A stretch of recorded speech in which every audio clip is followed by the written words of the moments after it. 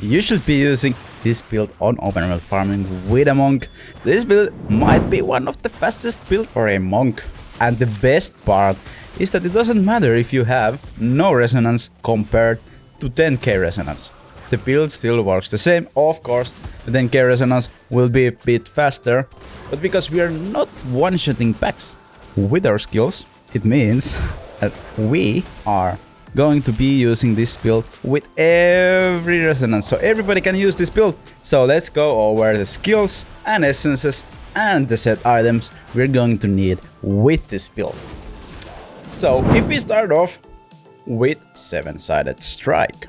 Now with 7-sided strike we are using the Tenebros Grasp.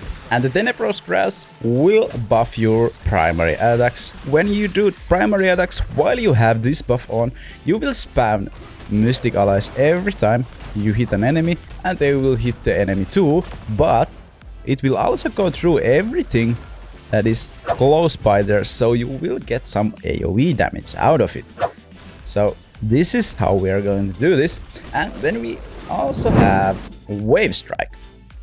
Now with the Wave Strike we are of course using the columns of Shiver. Now with the columns of the Shiver it will also buff your primary attacks. Do you see where we are going here? When you have this buff off, every hit from your primary attacks will explode and deal damage around your targets. So we also have a bit more AoE with this. And what you need to do with this build, you just use your primary attacks.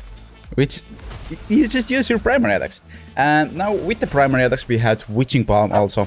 So Fist of Thunder Strike now become empowered, and you just emit lightning with the first hit. That will just increase your AoE damage every first hit do. Now if we go to the skills once again, you can use Fist of Thunder, but you can also use Daily Reach. But then you need to switch to Witching Palm to something else. But I like the Fist of Thunder because we get the dash, so we can dash pack to pack. And then we are of course using Shield of Zen, because once again it's a buff. And because we want to use Enlightenment's Blessing. Enlightenment's Blessing gives us 25% increased movement speed. And while you are open world farming, you want to have every movement speed you can. So this is really great for that. And with the Shield of Zen, we are also using Fires of the Peace. Now Fires of the Peace will make your shield a damaging aura. You do not get any shields out of it, but it will deal damage every second around you. And because we are using, at least I am using to Fist of Thunder with this build, it will damage everybody around me. Now with the Shield of Zen we are also using Pensive Crown. Now the Pensive Crown only increases the Shield of Zen duration by 39%, but this will make your Shield of Zen last a lot longer, and you have almost 100% uptime on the Shield of Zen with this item. That means that we are running 25% faster almost all the time, and this is really great.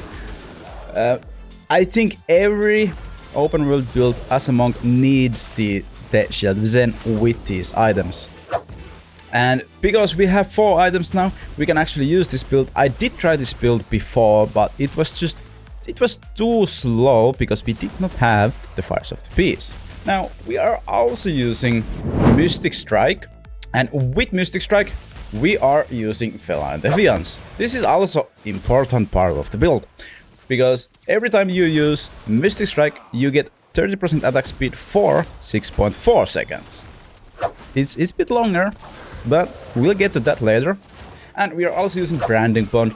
Now, to be honest, it doesn't really matter what pants you have over here. I just like the Branding Bond. It does great damage, and it's an instant dash, so I just like it. You can have anything you want over here. The important part is that you have Feline Defiance over here.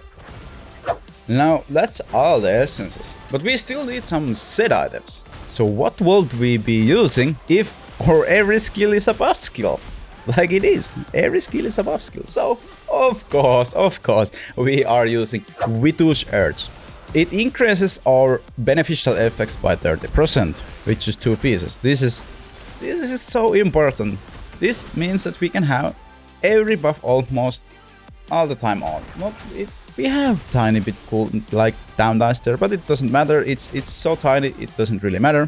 And 4 pieces increases our attack speed by 30%. This is also really important because we can have that on all the time.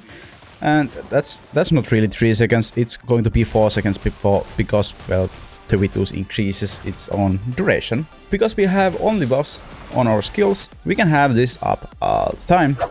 So it's really nice to use this. And then we have one more set to go over, and that is Gloom Goods Price.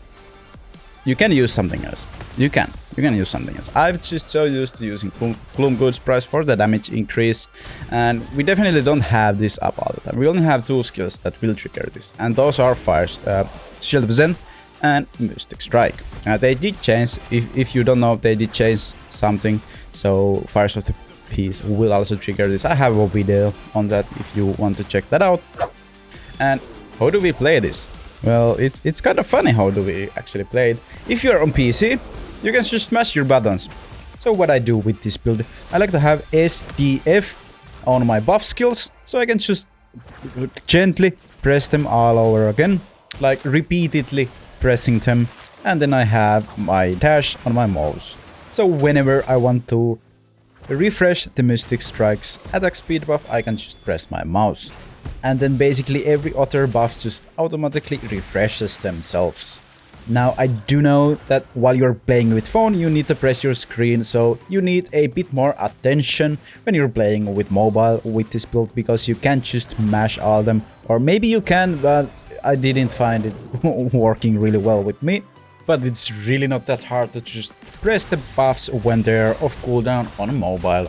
Now you should also know that this build is not the best build where the mob packs are kind of like spread out, because we are dealing damage inside a small AoE area. So you need to use this build inside farm zones where you have a smaller spread on the monster packs, like in here with the monks.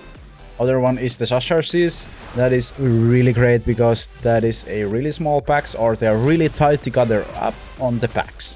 There are some areas where this build just doesn't work because they have way too much spread and you need to hit individual enemies one by one, and then this build does not shine at all. Deadly Reach is a bit better over there, but still I would recommend using farming places where the spread is really small.